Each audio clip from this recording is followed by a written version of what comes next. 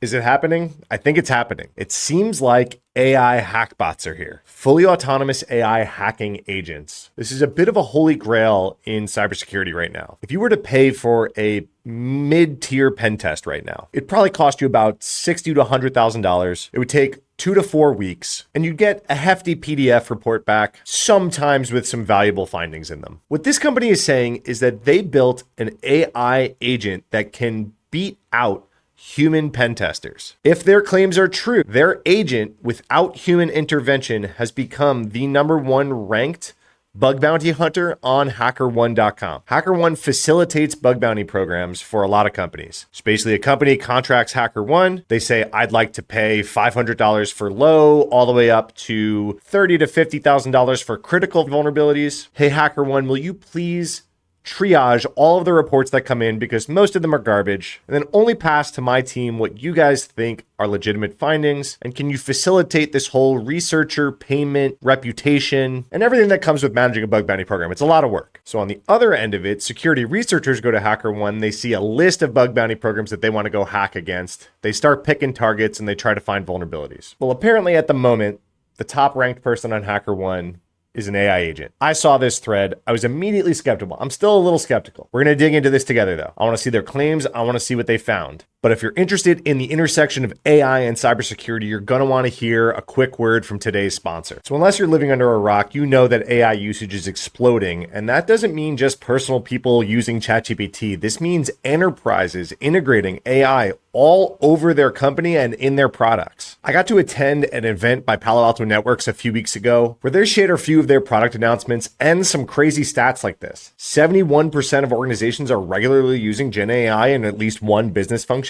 There's a 2.5 times surge in Gen AI related data loss incidents. And I recently shared a video about a lot of the cool announcements that they made at this event, including how they are integrating AI into their Cortex platform to better detect threats and help the SOC do threat hunting at the speed that they need to be doing it these days. That's only 1/2 of the stuff that they announced. That's how they're using AI to better secure people. What about securing AI usage itself? And that's what I wanted to talk about today. When you integrate AI into your products, you need to be sure that you're doing so safely. First of all, what models are your team using? Are they using some of the big couple models out of OpenAI or Anthropic? Or are they going on Hugging Face and just downloading some unrestricted model without guardrails, running it locally, and throwing it up inside of your company and throwing it up inside of your services? Palo Alto Networks just launched their Prisma AIRS security platform. It's going to secure AI on the full lifecycle, from model scanning all the way to runtime and AI agent security. So we're going to detect those rogue models. This is your new attack surface, people. Then we're going to figure out the models that you're using in your organization if they are vulnerable to things like prompt injection, or if they are spitting out malicious code for your developers to use. Or we're going to do some posture management. Are you configuring those models correctly? Do they have access to data that they're not supposed to have access to? How about doing AI red teaming and testing all the things that I just said that we're worried about? Let's actually test it. Let's try prompt injection attacks. And then even protecting AI agents from identity spoofing or memory manipulation.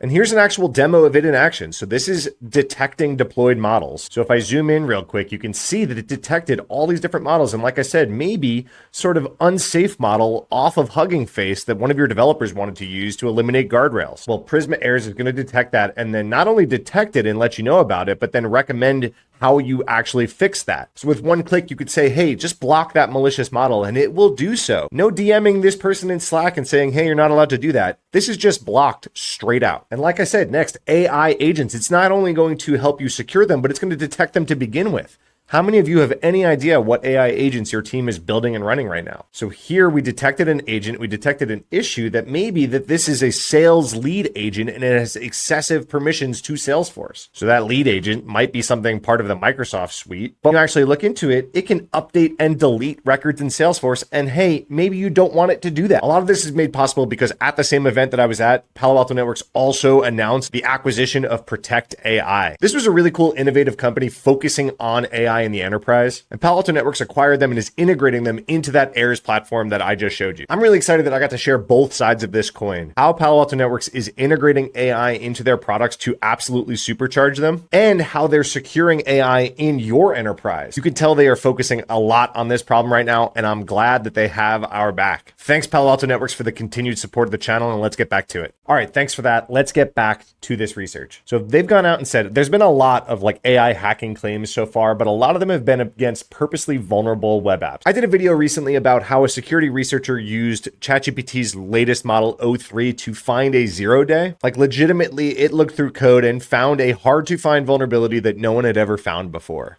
But it was doing so very targeted and pointed by a very talented researcher who knew exactly how to find that type of bug that it was looking for. This is very different. If it's saying, hey, we programmed an agent to just kind of go through HackerOne bug bounties and say, go hack, find any kind of these number of vulnerabilities, that's a very different claim. We've seen people make this claim before, but generally they've been against purposely vulnerable web apps and CTFs and things like that, where the people running it and the bot know that there is a vulnerability of a certain type there. That's a lot easier to find versus just like staring down the barrel of a pile of code or a blank website that's like live in prod. They are claiming that this bot has found remote code execution, XML entity injection, SQL injection, SSRF, exposed secrets, and even cross-site scripting. You can see they've been tinkering on this thing since late 2024, but since April, there's been a hockey stick. And their blog post explains some of the improvements and why they're seeing this jump in vulns that they've reported, which they claim to be over 1,000. All right, let's read their blog post explaining what they're doing, how they're doing it, all these stats. So they kind of explain their whole path of how they got here.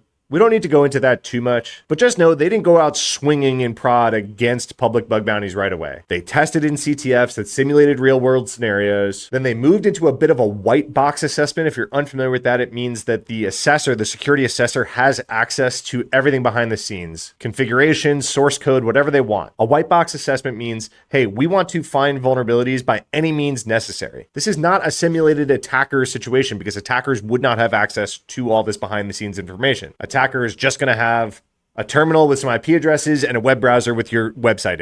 So they're saying that their AI agent performed very well in white box pen testing for their clients. We don't have a lot of data here. This is just their claim saying, hey, paying customers were enthusiastic. Please keep in mind, the company making these claims is selling this product. So we do have to take this all with a grain of salt. But then they moved to black box assessments, and they did so in the bug bounty program ecosystem. No shortcuts, no internal knowledge, just Expo running on its own against bug bounties. They then go on to describe how they picked their targets. So a lot of bug bounty programs disallow autonomous scanning tools. So they didn't want to infringe on the rules of the platform there. Also, like a real bug bounty hunter, you do want to identify high value targets. These are new programs. These are things that are not super well tested, or you want to find programs that are spinning up new domains. If you're interested in this stuff, my buddy Jason Haddix has a whole course, he has a whole Discord community all about bug hunting. He's really big on recon. Or go check out NahamSec here on YouTube. He makes a ton of bug bounty content. Even the Critical Thinking podcast. I got a lot of homies that do really cool bug bounty work. And one of the things that they all make content on, and some of them make courses on, is recon. The faster you can do recon, the better and deeper you can do recon, the more likely you are to find a valid bug and get a reward.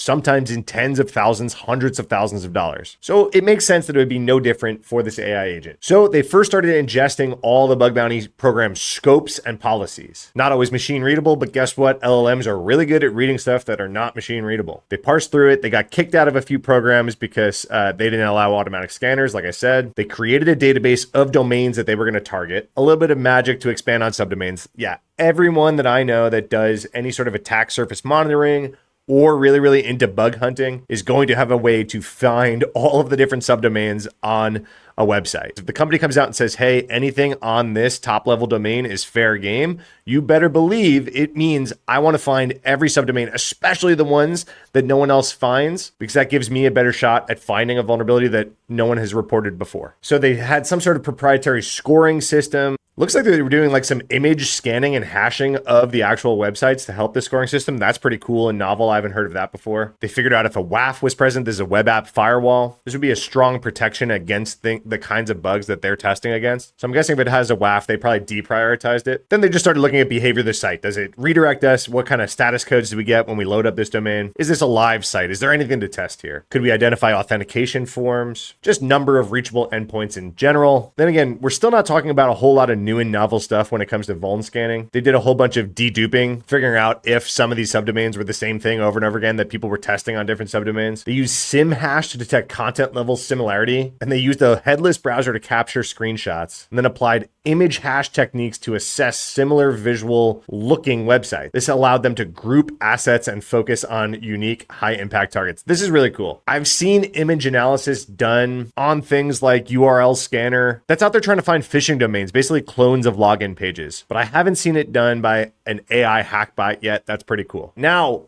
this was one of the number one things that came to mind when I first read that Twitter thread that put this on my radar. We've done automated vuln scanning for decades now. I used to run a team at a company called White Hat Security that ran a automated vulnerability scanner. It was very good at what it did, but the tool spit out false positives all day. And on the front page of White Hat's website, it said 0 false positives. So guess who closed that gap? Me and a team of about 100 and something people before I left that would look at all the output of that scanner and manually verify every single thing. I'm not kidding. When I got hired, we had 30 people in a room that stared at things that were claimed to be cross-site scripting all day. And then we spent our day going, is this actually cross-site scripting? We got very, very good at validating cross-site scripting things very quickly. But we had to throw an army of people to close that 0 false positive gap. And this is what everyone that's ever had to do anything with vulnerability scanning will tell you. If you just trust the output of any of these tools, they're going to be riddled with things that they're going to say is a vulnerability and is not actually a vulnerability. So when I saw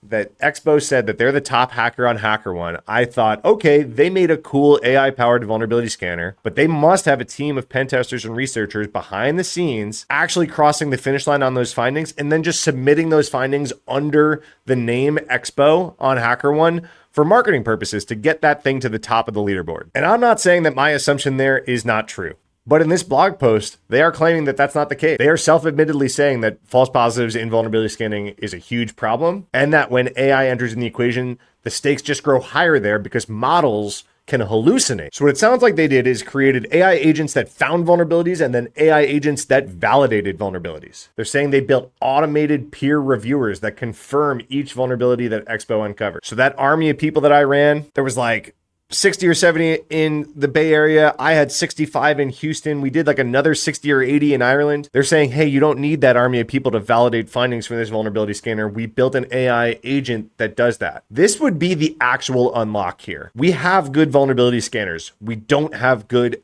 automated vulnerability verification tools. So if this works the way they say it does, that's a game changer. So their AI agent would do what I used to do manually.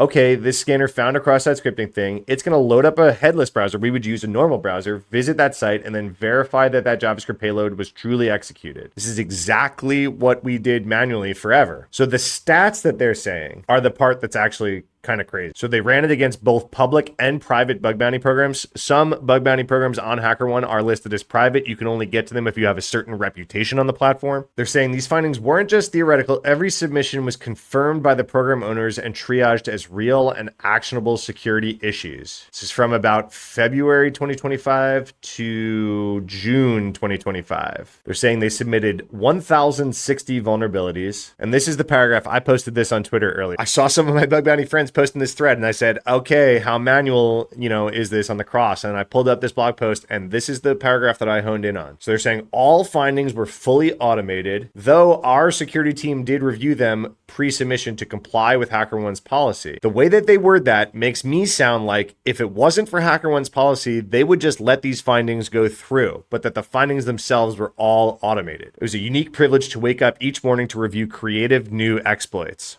So of those 1,000 to date, they say bug bounty programs have resolved 130 vulnerabilities. 303 were classified as triage. A lot of them were in VDP programs. This is not bug bounty programs. This is vulnerability disclosure programs, basically saying thanks for the bug, we're not going to pay you. These are just companies that just don't have a bug bounty program, but they do have a way to let them know that they have a security issue. They say 33 reports are currently marked as new and 125 remain pending for review by program owners. Across all their submissions, 208 were marked as duplicates, meaning someone else had reported that same bug before. Again, this is why speed and recon matter in the bug bounty world. 209 were marked as informative and 36 as not applicable. Most of those 36 were self-closed by their team, and many of the informatives were just like program rules. Not that it wasn't a bug, but that program said, hey, we don't really care about things like cache poisoning and stuff like this. This is up to every different bug bounty program to determine their own rules. So then over the last 90 days, these stats are nuts. I think that these ratings are their own ratings. So a bug hunter, when they find a bug and they submit to a bug bounty, they're allowed to say, hey, I think this is a critical, I think this is a high, I think this is a medium, based on the rating system that bug bounty program actually publishes. So they'll say like, hey, we think server-side request forgery, SSRF bugs are high or critical depending on these couple of things. Then the researcher will actually say, hey, here's the bug I found. I think it's a critical. Then some combination of HackerOne and the company will come back with an actual rating. So I'm thinking that these are the ratings that the Expo team is saying as they submit it. These aren't the actual verified ratings. But if this is even close to true, this is kind of crazy. Over the last 90 days, this automated scanner across public and private bug bounty programs found 54 criticals, 242 highs, 524 mediums, 65 lows. If you're new to bug bounties, I want to put this in perspective. Let's pull up a HackerOne program. This one's Shopify. They're a pretty good program. Let me get my face out of the way real quick. So you can see that they've got their payouts for low, medium, high, and critical. Critical probably depends on the bug and depends on the asset that you find it on. But they pay out somewhere between $50,000 and $200,000 for a critical bug that actually gets verified as critical. A high could be $10,000 to $50,000, medium $1,000 to $10,000, low $500 to $1,000. So going back to the claims in that blog post, if they found 54 critical bugs at $200,000 a pop, $50,000 a pop. Shopify is maybe on the high end of payouts. I've run bug bounty programs for large social media companies, and I bumped our critical pay rate up while I was there to maybe like $15,000 or $25,000, I forget. Generally, crits are going to be tens of thousands of dollars. Highs are regularly over $10,000, but maybe, okay, $5,000 to $15,000. Mediums are going to be a few $1,000 each, and lows might be a few $100, might be nothing. Either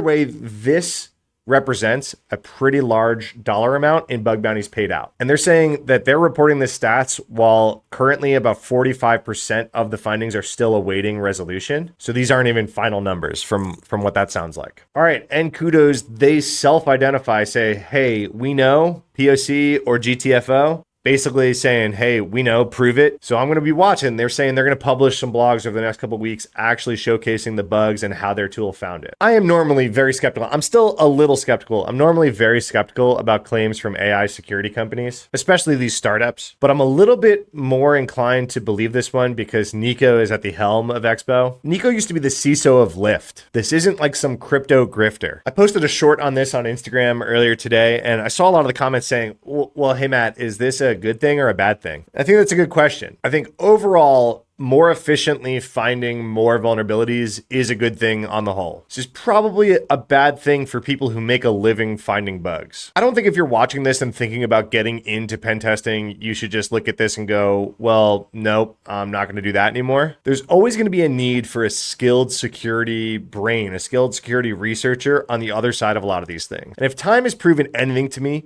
there's going to be a difference between commoditized vulnerability scanning and identification and talented penetration tests and red teaming exercises. Is AI going to expand what our automated tools can do and what can be commoditized? If this is true, it certainly looks like it. And I think any betting person probably would have agreed with you even before they saw this. But like I said, these automated vuln scanners have existed for decades, and you can still make a very good living as a security researcher, a security engineer, and even a penetration tester. I started my career pen testing, and I remember at one point, someone gave me a license to a tool that was one of the more expensive vulnerability scanners. It wasn't like Nessus or Rapid7 or Qualys, which are just kind of point and shooting and finding vulnerabilities. They're very good at what they do at a large scale, but they're not automated pen testing things. I can't remember the name of the tool off the top of my head. I think it was something like CoreLogic, which gave me as a penetration tester so many more bells and whistles of basically right-clicking on servers and computers that I found on the network and just saying, yeah, go ahead and exploit this.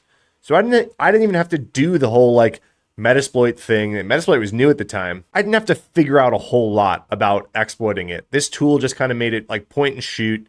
Yep, we popped into that box, grabbed a screenshot, throw it in the report. I looked at that and said, oh man, I got to get out of network penetration testing. This thing is going to take my job. And I kind of shifted paths and focused a little bit more on AppSec for a long time. Was I right? This was almost 20 years ago. Was I right? I don't know. I still know a lot of people running penetration tests and using a whole bunch of tools to run pen tests on networks. I don't think that whole industry disappeared. I think this is like a new version of that. What do you guys think? Is this blog post that I just went through marketing sizzle, or is there some stake under there? Are AI hacking agents arriving? Are the models finally good enough? And I want you to answer the question that a bunch of people asked me in my comments. Is this a good or a bad thing if this is real? Thanks so much for watching. Click all the YouTube buttons down below. Share this with your mom. Moms love me. Moms love AI hackbots. While you're down there, don't forget to subscribe to my newsletter, Vulnerable You. I appreciate you. Follow for more cybersecurity news.